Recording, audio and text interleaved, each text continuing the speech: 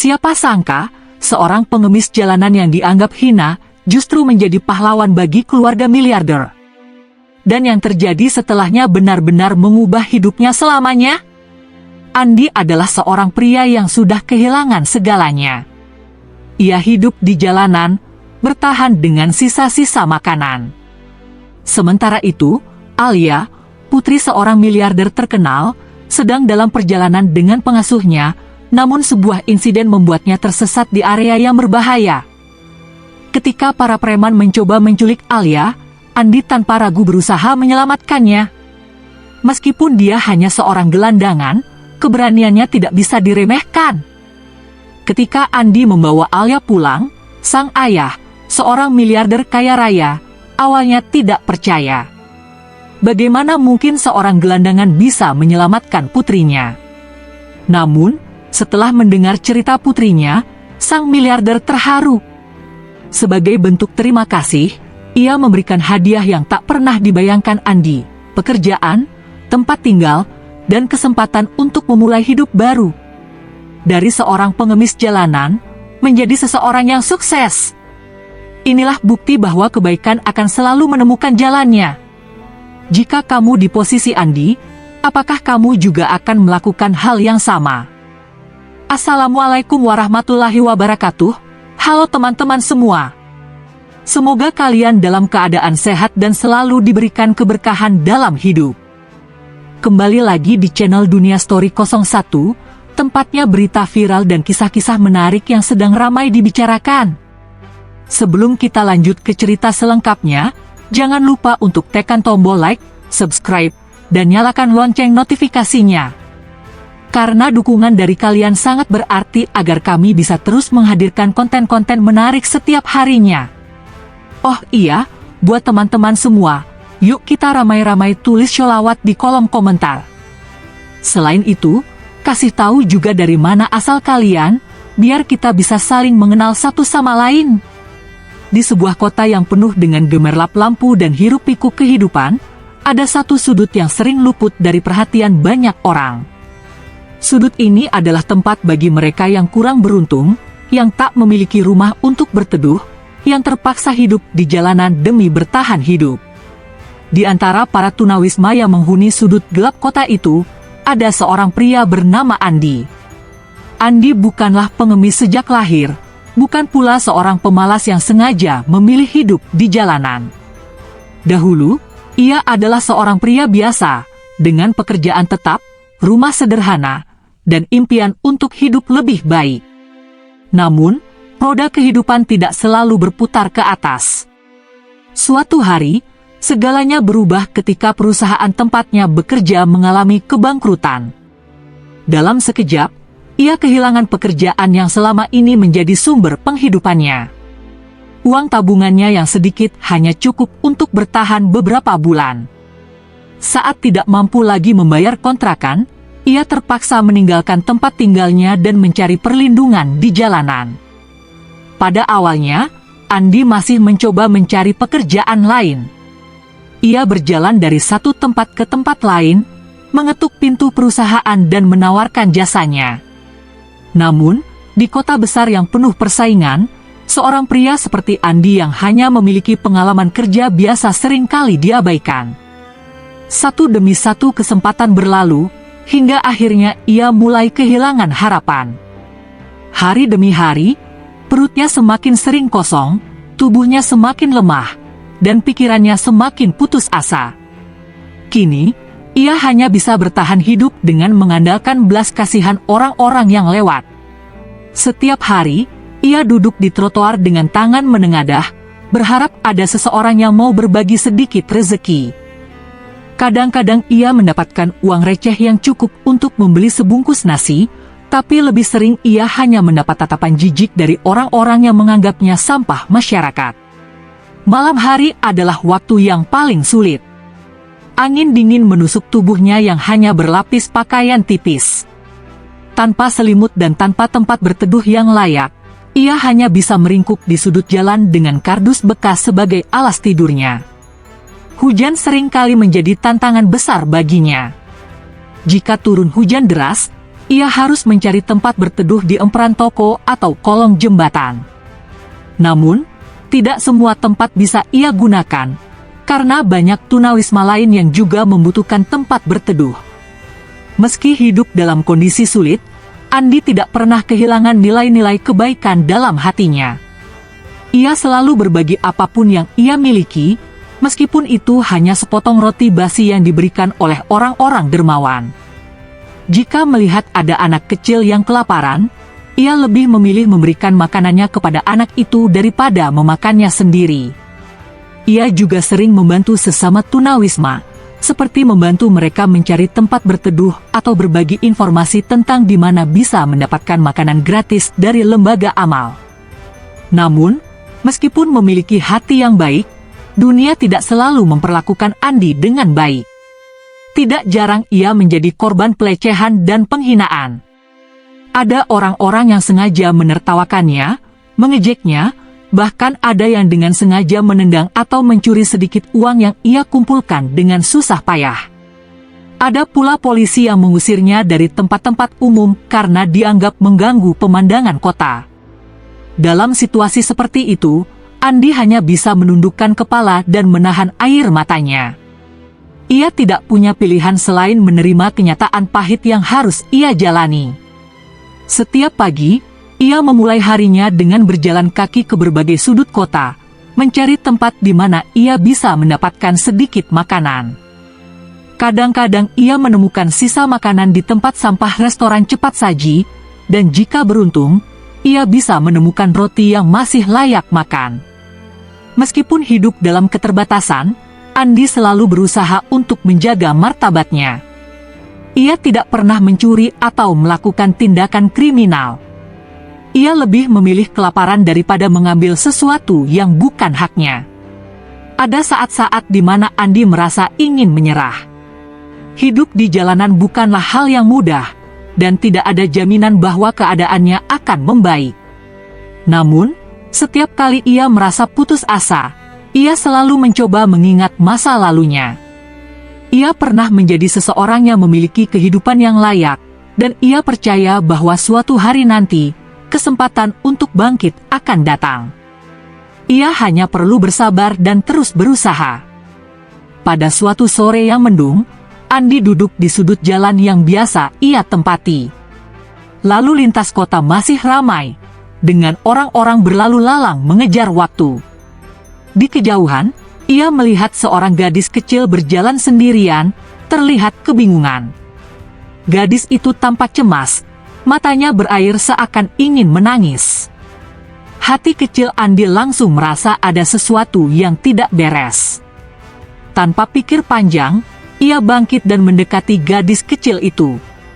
"Adik kecil, kamu kenapa? Kamu tersesat?" tanyanya dengan lembut. Gadis itu terisak, tetapi belum sempat menjawab, tiba-tiba dua pria mencurigakan muncul dari arah belakang. Mereka melihat ke arah gadis itu dengan tatapan penuh maksud tersembunyi.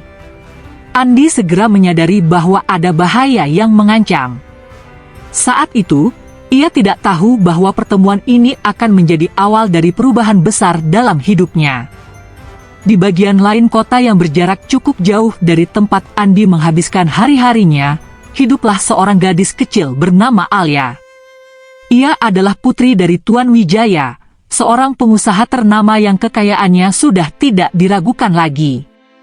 Keluarganya memiliki segalanya, rumah mewah bak istana, mobil-mobil mahal yang berjejer rapi di garasi, serta koleksi perhiasan yang harganya bisa membeli puluhan rumah bagi orang biasa. Namun, di balik kemewahan yang mengelilinginya, Alia hanyalah seorang anak kecil yang menginginkan kebahagiaan sederhana, bermain, merasa bebas, dan merasakan kasih sayang tanpa batas. Sebagai anak satu-satunya, Alia sangat dijaga ketat oleh keluarganya. Ia jarang diperbolehkan keluar sendirian. Kemanapun ia pergi, selalu ada pengasuh atau pengawal yang mengawasinya. Namun, seperti anak kecil lainnya, Alia terkadang merasa penasaran dengan dunia luar. Ia sering membayangkan bagaimana rasanya berjalan-jalan tanpa harus selalu ditemani, Bagaimana rasanya merasakan angin di wajahnya tanpa seseorang yang selalu berkata, "Jangan jauh-jauh, nona kecil." Pada suatu hari yang cerah, Alia dan pengasuhnya pergi ke sebuah pusat perbelanjaan mewah di tengah kota. Tempat itu adalah salah satu favorit keluarganya karena memiliki berbagai toko dengan barang-barang berkualitas tinggi, restoran dengan makanan lezat, dan area bermain anak yang dirancang dengan standar tertinggi. Hari itu, pengasuh Alia sedang sibuk memilih beberapa barang pesanan ibunya, sementara Alia diminta untuk menunggu di dekat area bermain. Awalnya, Alia patuh.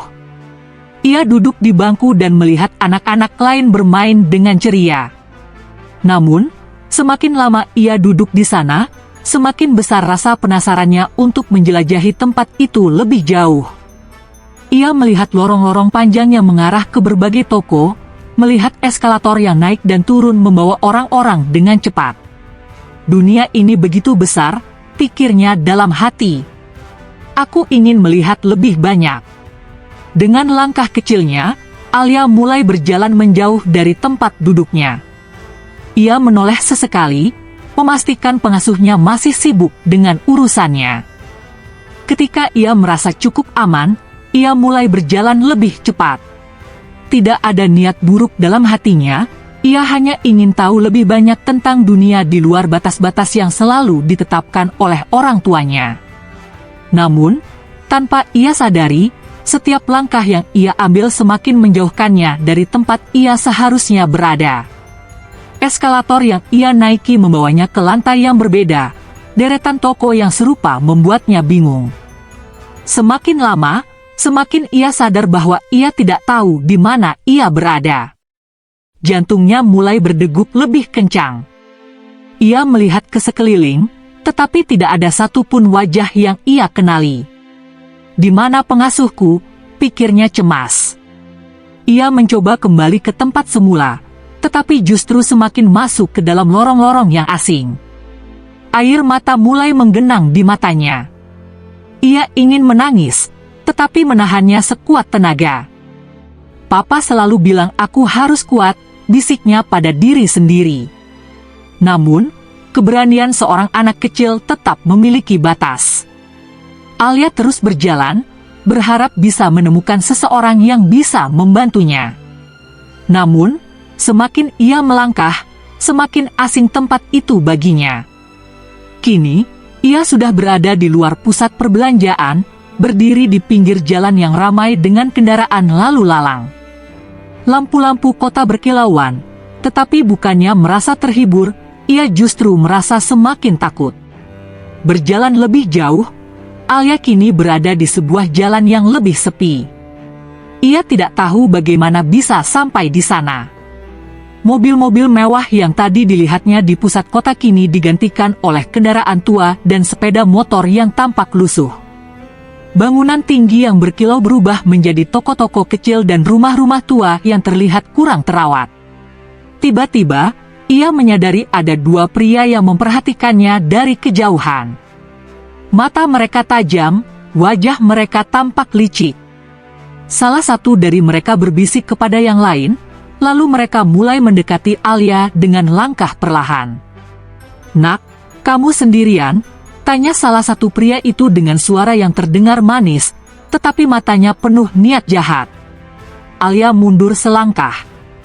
Ia tidak mengenal mereka, tetapi naluri kecilnya memberitahu bahwa mereka bukanlah orang baik. "Jangan takut, Om bisa bantu cari orang tuamu," pria satunya menambahkan, tersenyum seakan ia benar-benar peduli. Namun, tubuh Alia mulai gemetar.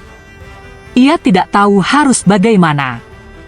Ia ingin lari, tetapi kakinya terasa lemas. Hatinya berteriak ingin kembali ke rumah, ingin memeluk ayahnya, ingin berada di tempat yang aman. Pria pertama melangkah lebih dekat, sementara pria kedua menghalangi jalannya. Saat itu, dalam ketakutan yang begitu besar, Alia tidak menyadari bahwa seseorang sedang mengamati kejadian tersebut dari kejauhan. Seseorang yang selama ini dianggap remeh oleh dunia, tetapi hatinya penuh dengan keberanian dan kebaikan. Seseorang itu adalah Andi. Meskipun hidup di jalanan, Andi memiliki insting yang tajam. Ia sudah sering melihat bagaimana orang-orang jahat memanfaatkan situasi untuk melakukan hal yang tidak benar. Dan kali ini, ia yakin bahwa gadis kecil di depannya sedang dalam bahaya. "Hei, apa yang kalian lakukan?" Suara berat Andi menggema di udara. Para pria itu terkejut. Mereka tidak menyangka ada seseorang yang memperhatikan mereka. Apalagi, yang berbicara adalah seorang pria dengan pakaian lusuh dan wajah yang jelas menunjukkan bahwa ia bukan siapa-siapa. Namun, Andi tidak peduli bagaimana mereka melihatnya. Yang ia tahu, ia tidak bisa membiarkan sesuatu yang buruk terjadi pada gadis kecil yang tidak berdaya ini. Di sanalah, dalam momen yang penuh ketegangan itu, hidup Andi dan Alia bersinggungan untuk pertama kalinya. Dan dari situlah, kisah luar biasa yang akan mengubah hidup mereka berdua dimulai. Saat Andi berdiri di antara Alia dan kedua pria mencurigakan itu, jantungnya berdegup kencang. Ia bukanlah seorang pahlawan, tidak memiliki kekuatan fisik yang besar, dan tidak ada siapapun di sekitarnya yang bisa membantunya. Namun, satu hal yang ia miliki adalah keberanian dan rasa kemanusiaan yang tidak bisa ia abaikan. Ia tahu betul bagaimana dunia bisa kejam terhadap orang-orang lemah, karena ia sendiri telah merasakan pahitnya hidup di jalanan. Ia melihat bagaimana orang-orang kecil seringkali diperlakukan semena-mena, bagaimana mereka diabaikan, bahkan saat mereka berada dalam bahaya. Dan kini, di depan matanya, seorang anak kecil dalam situasi yang mengancam. Andi tidak bisa tinggal diam. Pria pertama melirik Andi dari ujung kepala hingga kaki. Pakaian Andi yang lusuh, wajahnya yang kumal, dan tubuhnya yang kurus kering membuat pria itu tersenyum sinis. "Urusan apa kamu di sini, pengemis?" katanya dengan nada mengejek. Pria kedua tertawa kecil. "Iya, pergi saja. Ini bukan urusanmu." Namun, Andi tetap berdiri di tempatnya.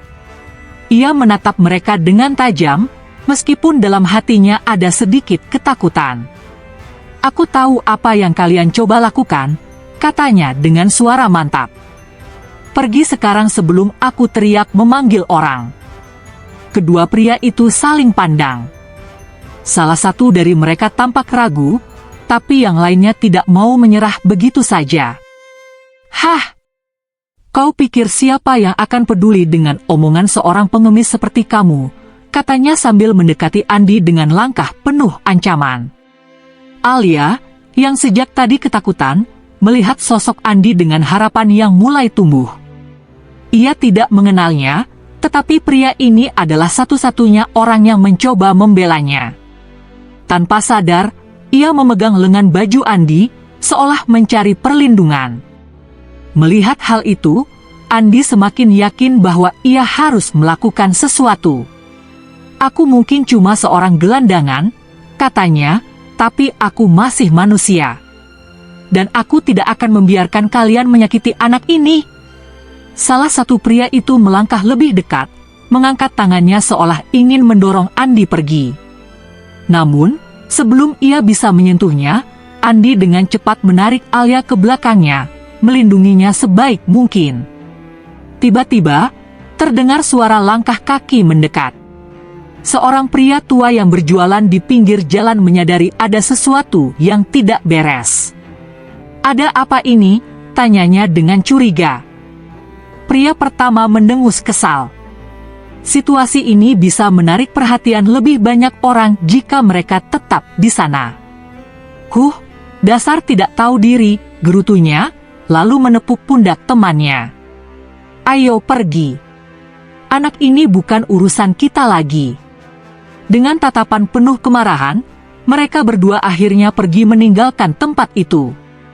Andi masih tetap berdiri waspada, memastikan mereka benar-benar sudah pergi sebelum akhirnya menoleh ke Alia. Gadis kecil itu masih gemetar. Air matanya menggantung di sudut matanya, tetapi ia mencoba menahannya. Ia memandang Andi dengan penuh campuran emosi, takut, lega, dan sedikit rasa terima kasih. "Kamu tidak apa-apa?" tanya Andi lembut. Alia mengangguk pelan, meskipun tubuhnya masih bergetar. Aku tersesat," katanya dengan suara kecil. Andi menghela napas. Ia bisa merasakan betapa ketakutannya gadis kecil ini.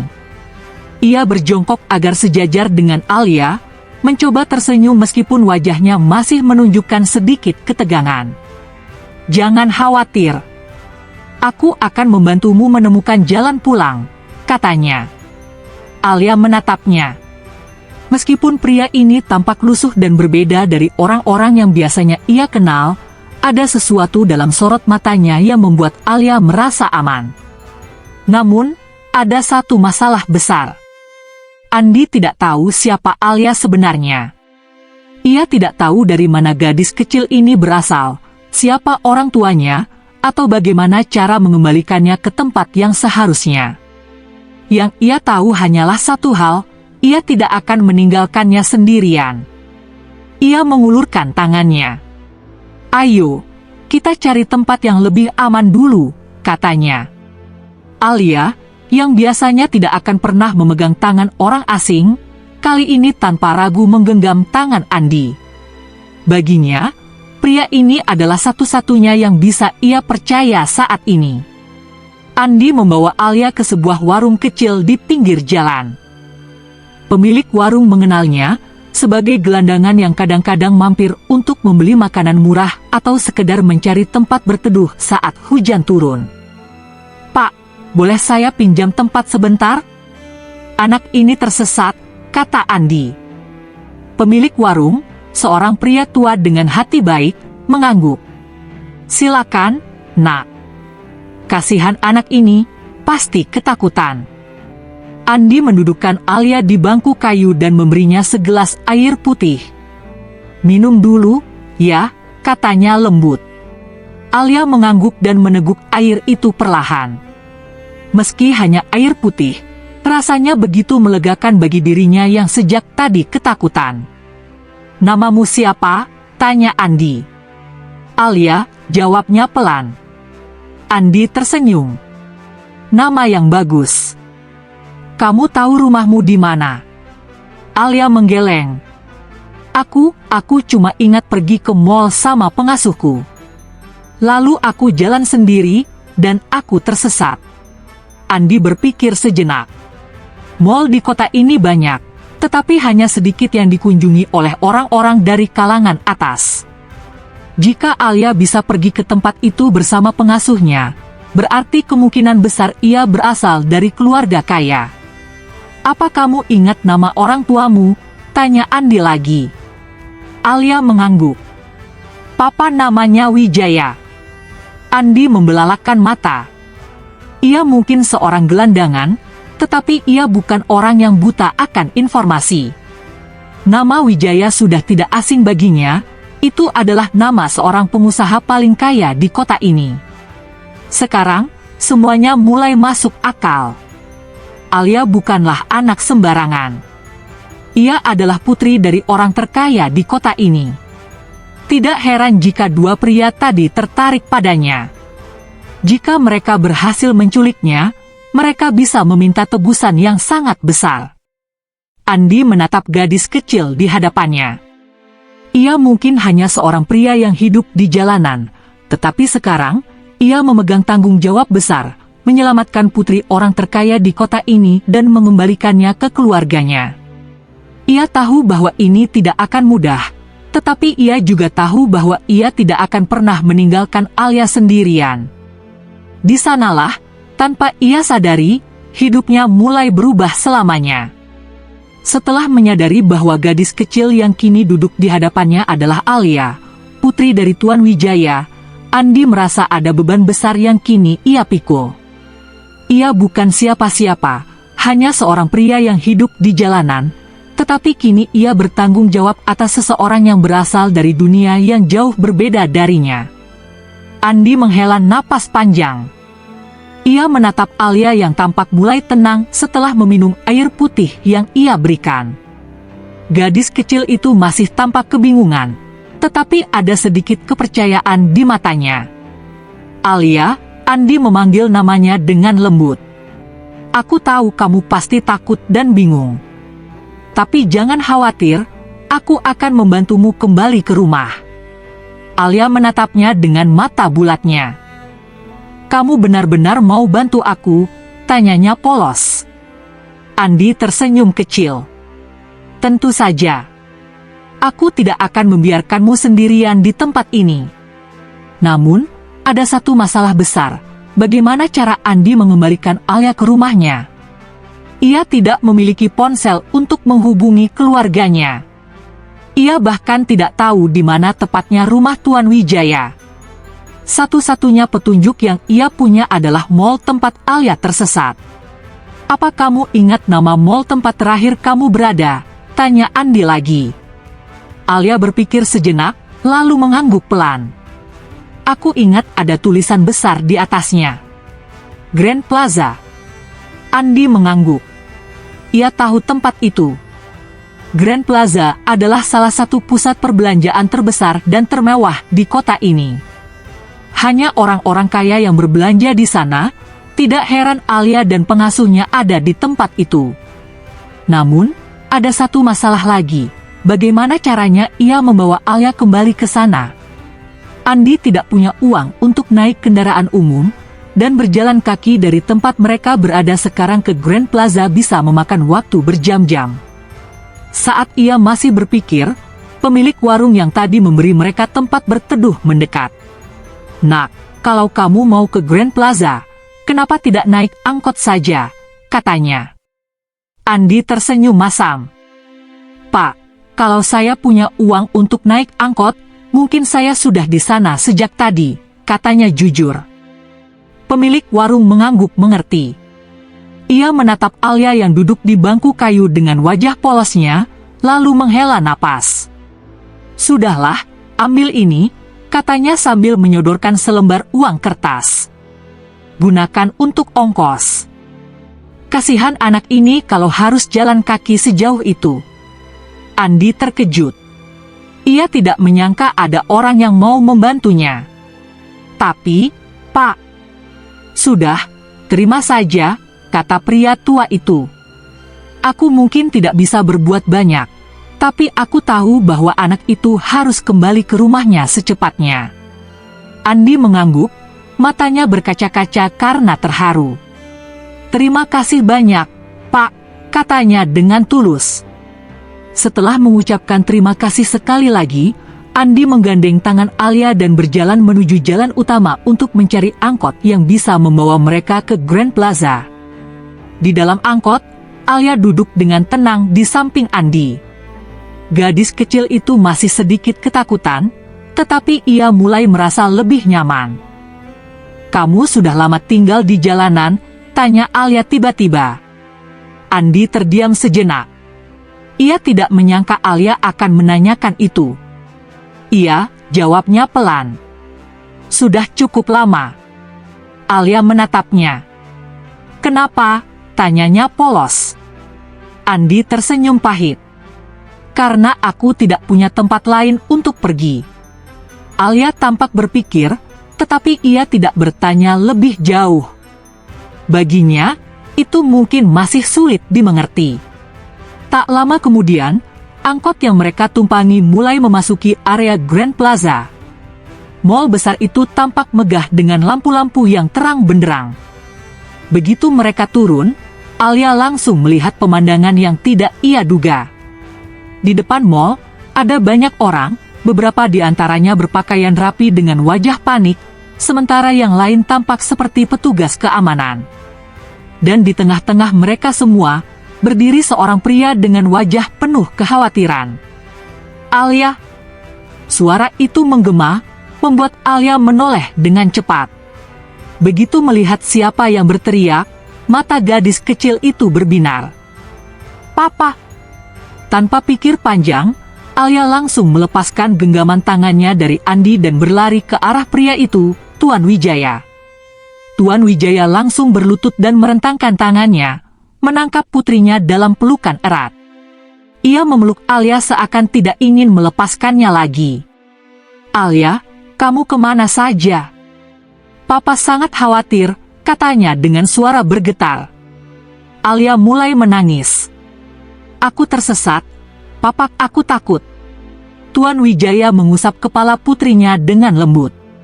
"Tidak apa-apa, Nak, yang penting kamu selamat." Saat itu, salah satu pengawal mendekat. "Pak, siapa yang membawa Nona Alia ke sini?" Alia langsung menoleh dan menunjuk ke arah Andi. "Dia, Papa. Dia yang menyelamatkanku." Tuan Wijaya berdiri dan menatap ke arah yang ditunjuk putrinya. Saat matanya bertemu dengan Andi, ekspresinya berubah. Ia melihat seorang pria muda dengan pakaian lusuh, wajahnya sedikit kotor, dan tubuhnya kurus. Dari penampilannya, jelas bahwa pria ini bukanlah orang kaya atau berpendidikan tinggi. Namun, dalam sorot matanya, ada sesuatu yang berbeda. Ada ketulusan, keberanian, dan rasa tanggung jawab yang tidak dimiliki oleh banyak orang. Tuan Wijaya melangkah mendekat. "Kamu yang menyelamatkan putriku?" tanyanya. Andi mengangguk pelan. "Iya, Pak. Saya menemukannya tersesat di jalan dan membawanya ke sini." Tuan Wijaya menatapnya lama. Lalu, tanpa ragu, ia mengulurkan tangannya. "Terima kasih," katanya dengan tulus. "Aku tidak tahu bagaimana membalas budi atas apa yang sudah kamu lakukan." Andi ragu sejenak sebelum akhirnya menerima jabat tangan itu. "Saya hanya melakukan apa yang seharusnya dilakukan, Pak," katanya. Saat itu, Andi tidak menyadari bahwa pertemuan ini akan mengubah hidupnya selamanya. Setelah beberapa saat berbicara dengan Andi, Tuan Wijaya masih menatap pria muda itu dengan penuh rasa penasaran. Bagaimana mungkin seorang pemuda jalanan, seseorang yang tak memiliki harta, pekerjaan, atau bahkan tempat tinggal yang layak, justru menjadi pahlawan bagi putrinya? Dalam hati, Tuan Wijaya bertanya-tanya, siapa sebenarnya Andi? Alia, yang masih berada di pelukan ayahnya, tiba-tiba menarik lengan jas mahal pria itu.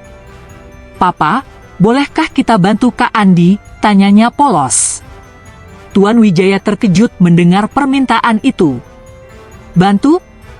Maksudmu bagaimana, Nak?" Alia menoleh ke arah Andi, matanya berbinar penuh harapan. "Kak Andi tidak punya rumah, Papa. Dia selalu tidur di jalanan," ucapnya dengan suara kecil, namun cukup untuk membuat hati siapapun yang mendengar merasa terenyuh. Tuan Wijaya terdiam. Ia menatap Andi sekali lagi, kali ini dengan sudut pandang yang berbeda. Selama ini, ia hidup di dunia yang jauh dari kekurangan. Kekayaannya melimpah, bisnisnya berkembang pesat, dan hampir semua kebutuhannya bisa ia dapatkan dengan mudah. Tetapi pria di hadapannya ini hidup di sisi lain dunia yang tidak pernah ia alami. Andi hanya tersenyum tipis mendengar kata-kata Alia. "Tidak apa-apa, Alia. Aku sudah terbiasa," katanya dengan nada ringan, seolah kenyataan pahit yang ia hadapi setiap hari bukanlah hal yang menyedihkan. Namun, justru karena itulah Tuan Wijaya semakin merasa bahwa ada sesuatu yang luar biasa dari pemuda ini. Tanpa berpikir panjang, ia mengeluarkan dompet dari sakunya dan mengambil beberapa lembar uang yang jumlahnya cukup besar. "Ini, anggap saja sebagai tanda terima kasihku karena telah menyelamatkan putriku," katanya sambil menyodorkan uang itu kepada Andi. Andi menatap uang itu sejenak, lalu menggeleng pelan. "Maaf, Pak. Saya tidak bisa menerimanya." Tuan Wijaya terkejut. "Kenapa?" Andi menarik napas dalam. "Saya membantu Alia bukan karena mengharapkan imbalan. Saya melakukannya karena saya tahu bagaimana rasanya sendirian dan takut di jalanan. Saya hanya ingin memastikan dia bisa kembali ke rumahnya dengan selamat." Kata-kata Andi menusuk hati Tuan Wijaya. Jarang sekali ia bertemu seseorang yang menolak uang sebanyak itu, Terlebih lagi seseorang yang jelas-jelas membutuhkannya. Alia memandang Andi dengan kagum. "Kak Andi baik sekali," gumamnya. Tuan Wijaya terdiam sejenak, lalu tiba-tiba sebuah ide muncul di kepalanya.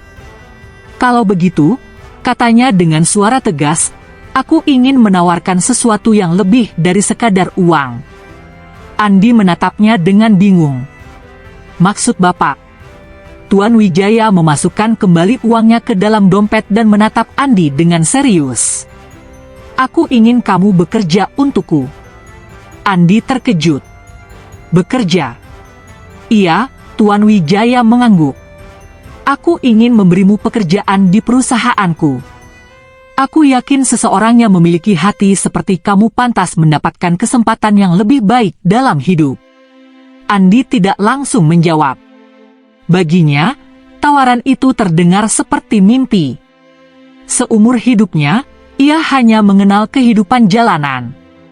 Ia tidak pernah bekerja di perusahaan besar, bahkan tidak pernah memiliki pengalaman kerja formal sebelumnya. "Tapi, Pak, saya tidak punya pengalaman. Saya bahkan tidak punya ijazah," katanya dengan jujur. Tuan Wijaya tersenyum kecil. "Aku tidak peduli soal itu. Yang aku lihat adalah orang yang memiliki integritas dan hati yang tulus. Itu lebih berharga daripada sekadar ijazah." Andi masih ragu. Tawaran ini terlalu besar untuk seseorang sepertinya. Ia tidak yakin apakah ia mampu menjalankannya. Melihat kebingungan di wajah Andi, Alia kembali menarik tangannya. "Tolong ya, Kak. Aku ingin kakak punya kehidupan yang lebih baik," pintanya dengan mata penuh harapan. Saat itu, Andi merasakan sesuatu yang tidak pernah ia rasakan sebelumnya, rasa dihargai.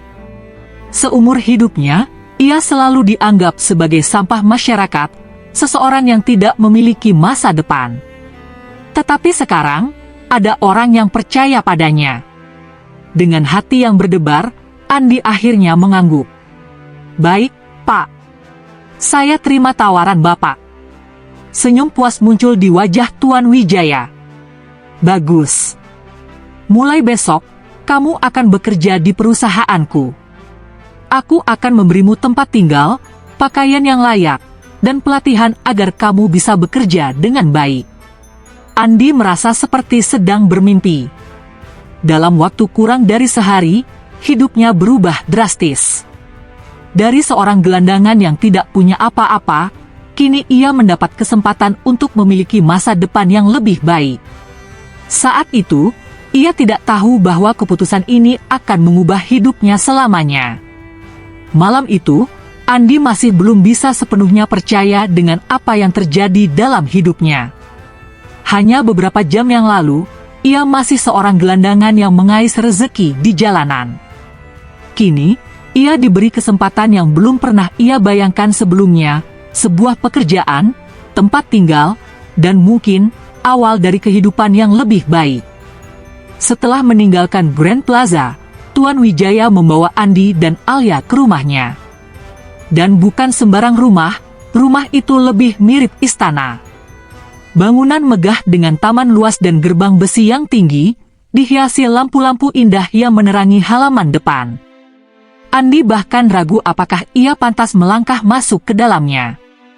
Saat mobil berhenti di depan pintu utama, seorang pria berpakaian rapi langsung membukakan pintu untuk mereka. "Selamat datang kembali, Pak," sapa pria itu dengan hormat. Tuan Wijaya mengangguk. "Terima kasih, Budi. Ini Andi, mulai sekarang dia akan bekerja di sini," katanya, memperkenalkan Andi kepada kepala pelayan rumahnya. Budi menatap Andi sejenak, tampak menilai pemuda berpakaian lusuh itu. Namun, alih-alih meremehkan, ia justru tersenyum ramah dan menganggukkan kepala. "Selamat datang, Tuan Andi," katanya sopan. Andi menggaruk kepalanya, merasa canggung dengan sapaan itu. Panggil saja Andi, Pak," ujarnya. Budi tersenyum. "Baiklah, Andi. Silakan masuk." Saat Andi melangkah ke dalam rumah itu, ia seakan memasuki dunia yang sama sekali berbeda. Lantai marmer mengkilap, langit-langit tinggi dengan lampu kristal raksasa menggantung di tengah ruangan, serta perabotan mahal yang tampak lebih berharga daripada semua yang pernah ia miliki dalam hidupnya. Alia menarik tangan ayahnya dan berseru riang, "Papa, aku lapar." Tuan Wijaya tersenyum. "Baiklah, kita makan malam dulu." Namun, sebelum menuju ruang makan, ia menoleh ke arah Andi. "Kamu ikut, Andi. Anggap ini sebagai bagian dari keluarga." Andi terkejut. "Tapi, Pak, saya hanya..." "Aku tidak mau mendengar alasan," potong Tuan Wijaya dengan lembut namun tegas. "Malam ini, kamu adalah tamuku." Andi tidak bisa menolak lagi. Dengan canggung, ia mengikuti mereka ke ruang makan. Di sana, meja panjang dengan berbagai hidangan lezat sudah disiapkan. Aroma makanan yang menggoda membuat perut Andi berbunyi pelan. Sudah berapa lama sejak terakhir kali ia makan makanan yang layak? Saat ia hendak duduk di kursi di pojok, Alia menarik tangannya. "Kak Andi duduk di sebelahku," katanya dengan semangat. Andi tersenyum kecil dan duduk di sebelah Alia. Selama makan malam, ia hanya mengambil sedikit makanan karena merasa tidak enak hati. Tetapi Tuan Wijaya memperhatikannya dan berkata, "Andi, kamu tidak perlu malu. Makanlah sepuasmu." Andi mengangguk pelan dan mulai makan dengan lahap. Setiap gigitan terasa seperti sebuah berkah baginya. Setelah makan malam, Tuan Wijaya meminta Budi untuk menunjukkan kamar Andi. Andi terkejut ketika melihat ruangan itu, sebuah kamar sederhana tetapi nyaman, jauh lebih baik daripada trotoar dingin tempat ia biasa tidur.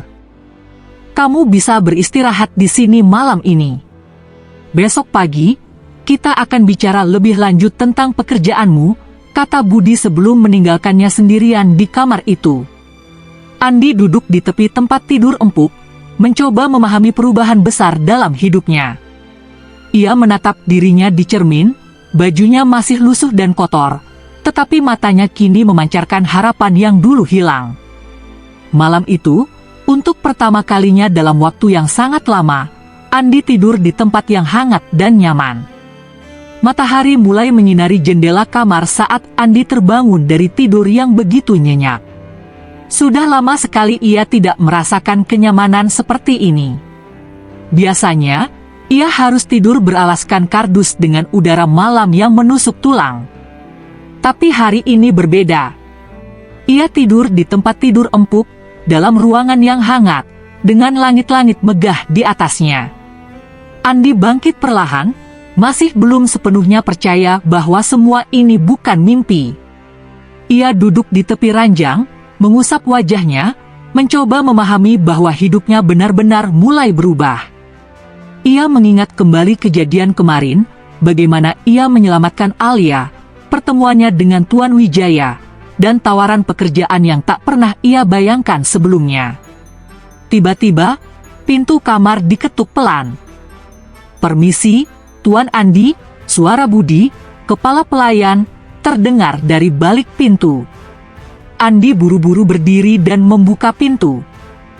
"Panggil saja Andi, Pak," katanya dengan sopan.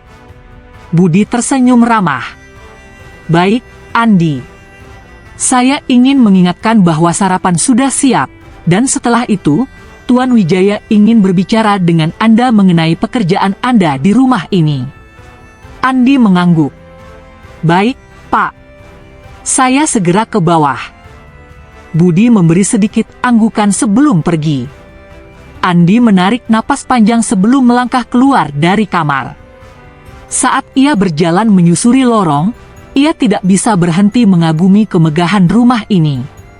Setiap sudutnya terlihat begitu rapi, dengan perabotan mewah dan lukisan-lukisan mahal yang menggantung di dinding. Ini benar-benar dunia yang berbeda dari yang selama ini ia kenal. Ketika ia tiba di ruang makan, ia melihat Alia sudah duduk di kursinya dengan senyum ceria. "Kak Andi!" Duduk di sini, serunya, sambil menepuk kursi di sebelahnya.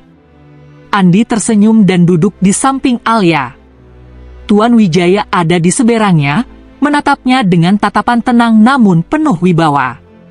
"Selamat pagi, Andi," sapa Tuan Wijaya sambil menyesap kopi hitamnya. "Selamat pagi, Pak," balas Andi dengan sopan.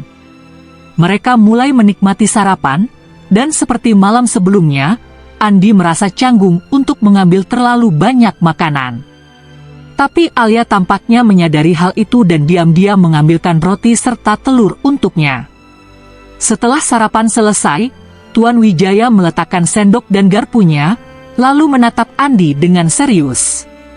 "Baik, Andi. Aku ingin membahas pekerjaanmu," katanya.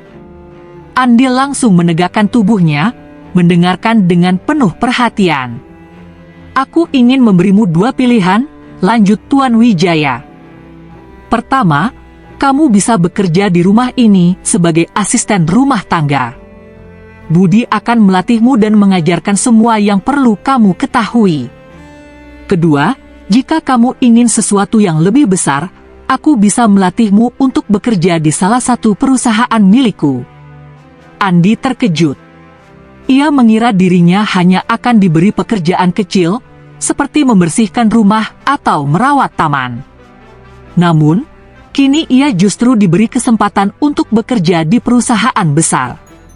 Tuan Wijaya tersenyum tipis melihat ekspresi Andi. "Aku tahu ini mungkin terdengar terlalu cepat untukmu. Tapi aku melihat sesuatu dalam dirimu, Andi. Kamu punya hati yang baik, dan itu lebih berharga dari sekadar pengalaman kerja atau ijazah." Andi terdiam. Seumur hidupnya, ia sering dipandang rendah oleh orang lain. Namun kini, ada seseorang yang percaya padanya, bahkan memberinya kesempatan untuk meraih kehidupan yang lebih baik. Ia menatap Alia, yang juga menunggunya dengan penuh harapan. Gadis kecil itu tersenyum padanya, seolah-olah mendorongnya untuk mengambil kesempatan ini. Akhirnya, Andi mengangguk. "Saya ingin belajar lebih banyak, Pak. Jika Bapak bersedia melatih saya akan bekerja sebaik mungkin di perusahaan Bapak." Tuan Wijaya tersenyum puas. "Bagus. Mulai besok, kamu akan ikut denganku ke kantor. Aku akan memperkenalkanmu pada beberapa orang, dan kita akan mulai dari sana." Alia bersorak kecil. "Yay! Kak Andi akan jadi orang sukses," katanya dengan penuh semangat. Andi tersenyum, tetapi dalam hatinya, ia tahu bahwa perjalanan ini baru saja dimulai. Akan ada banyak tantangan di depan, dan ia harus bekerja lebih keras dari sebelumnya. Namun, untuk pertama kalinya dalam hidupnya, ia merasa memiliki harapan.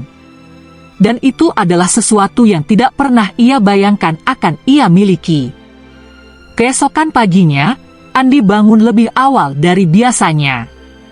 Ia tidak ingin terlambat pada hari pertamanya bekerja di perusahaan Tuan Wijaya. Dengan penuh semangat, ia segera mandi dan mengenakan pakaian yang sudah disiapkan oleh Budi. Berbeda dengan sebelumnya, kali ini ia tidak lagi memakai pakaian lusuh dan kotor yang telah menemani hidupnya di jalanan. Kini, ia mengenakan kemeja putih bersih dan celana bahan hitam yang membuatnya terlihat lebih rapi dan percaya diri. Saat ia bercermin, Andi hampir tidak mengenali dirinya sendiri. Dulu, ia hanyalah seorang gelandangan yang tidak memiliki arah dalam hidup. Tetapi sekarang, ia berdiri sebagai seorang pria yang memiliki harapan dan kesempatan untuk mengubah nasibnya. Ketika ia turun ke ruang makan, Alia sudah menunggunya dengan wajah ceria. "Kak Andi!" "Wah, kakak kelihatan keren," seru gadis kecil itu sambil bertepuk tangan. Andi tersenyum canggung. "Terima kasih, Alia." Tak lama kemudian, Tuan Wijaya muncul, mengenakan setelan jasnya yang elegan. Ia menatap Andi dari atas ke bawah dan mengangguk puas. "Bagus. Kamu terlihat siap," katanya. Andi mengangguk tegas.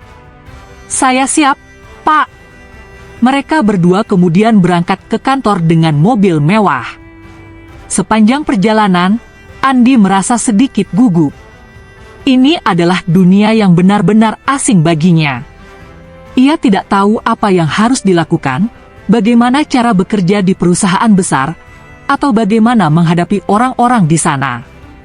Melihat wajah Andi yang tegang, Tuan Wijaya berkata, "Santai saja, Andi. Aku tidak mengharapkanmu langsung bisa segalanya.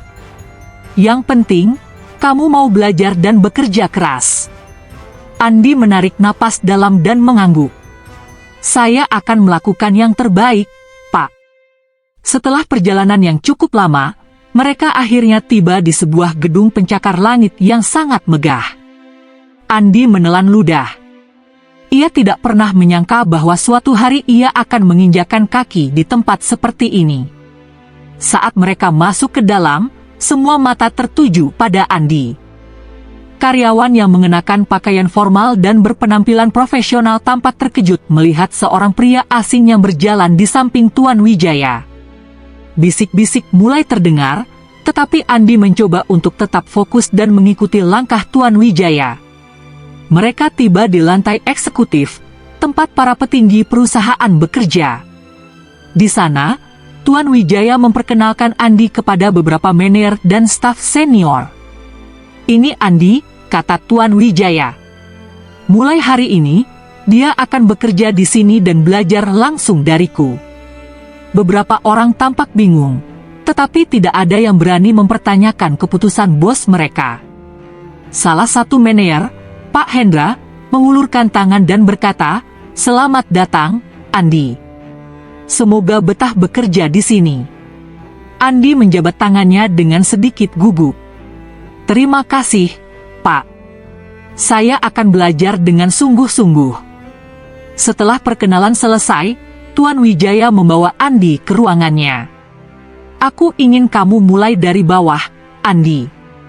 Aku ingin kamu belajar tentang bagaimana perusahaan ini bekerja dari dasarnya," katanya sambil duduk di kursinya. Andi mengangguk.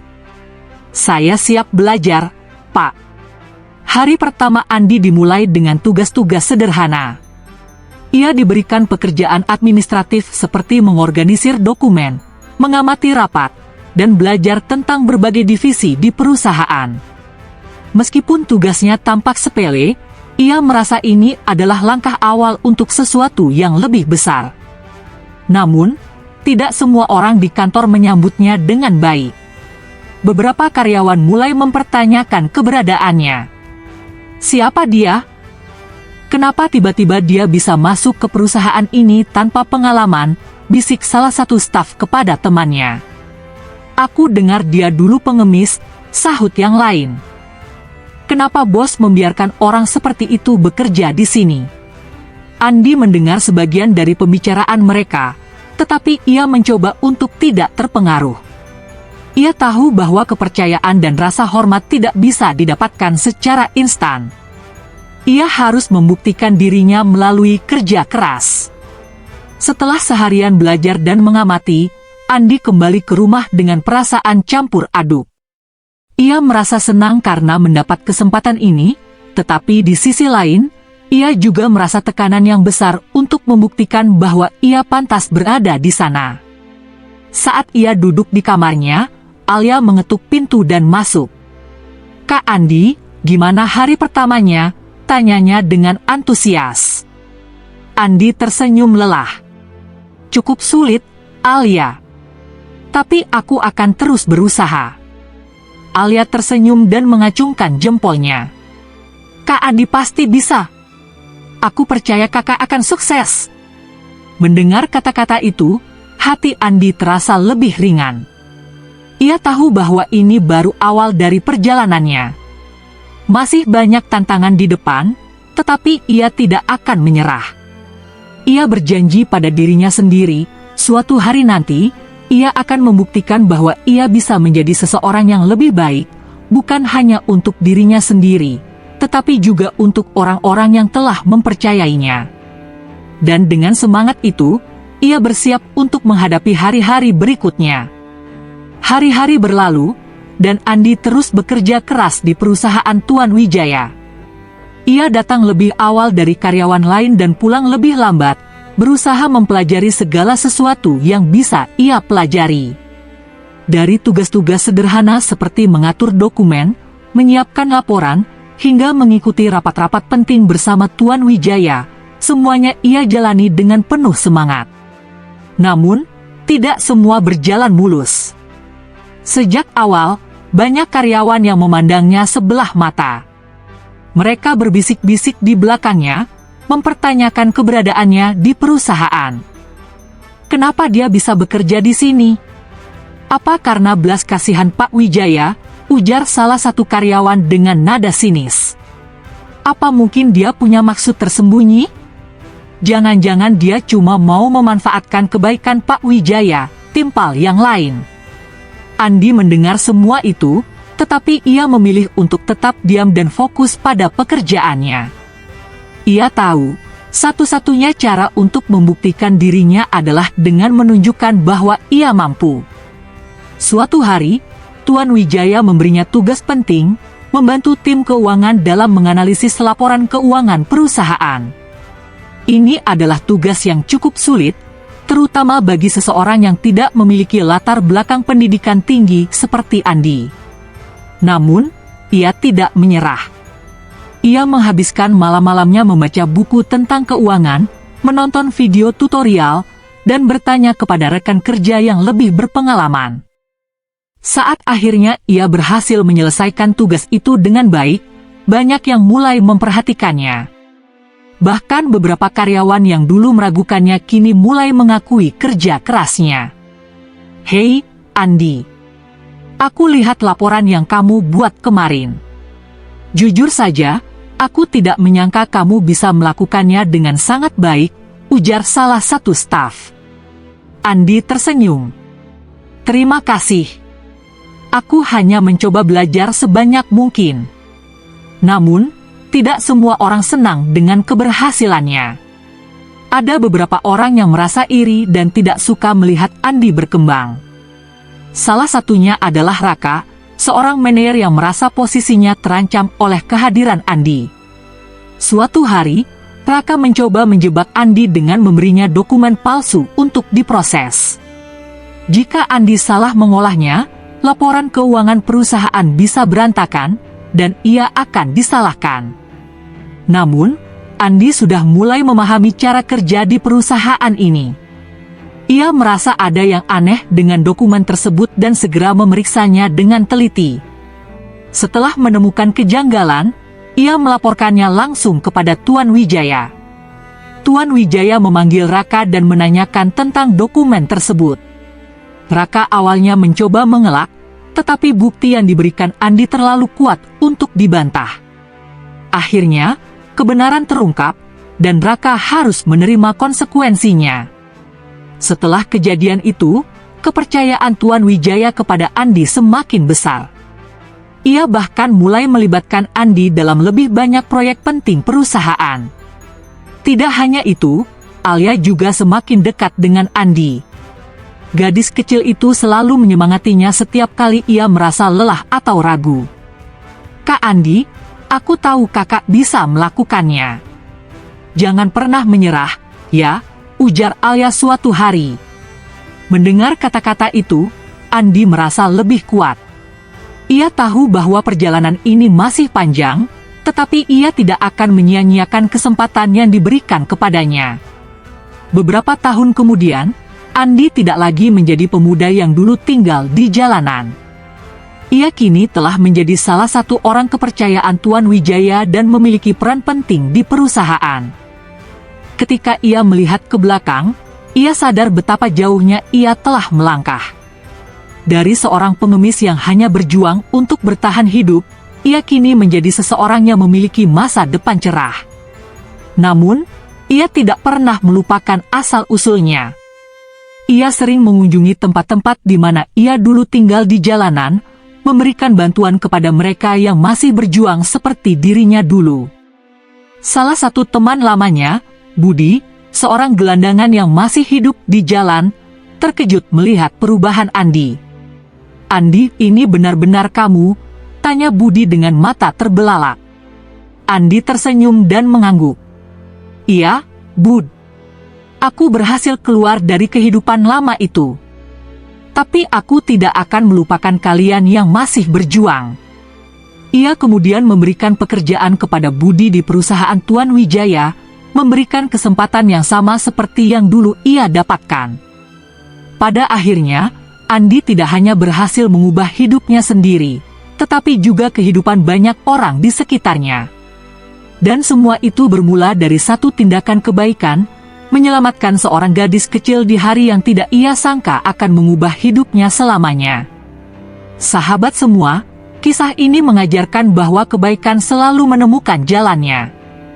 Tidak peduli siapa kita, selama kita memiliki hati yang tulus, Allah akan membalas dengan cara yang luar biasa. Jangan pernah meremehkan siapapun, karena rezeki bisa datang dari arah yang tak disangka-sangka. Jangan lupa tuliskan, Allahumma sholli ala Sayyidina Muhammad, di kolom komentar agar kita semua mendapat keberkahan. Dan tulis juga dari mana asal kalian ya. Terima kasih sudah menonton, jangan lupa like, komen, dan subscribe agar semakin banyak orang yang bisa mengambil pelajaran dari kisah ini. Sampai jumpa di video berikutnya. Wassalamualaikum warahmatullahi wabarakatuh.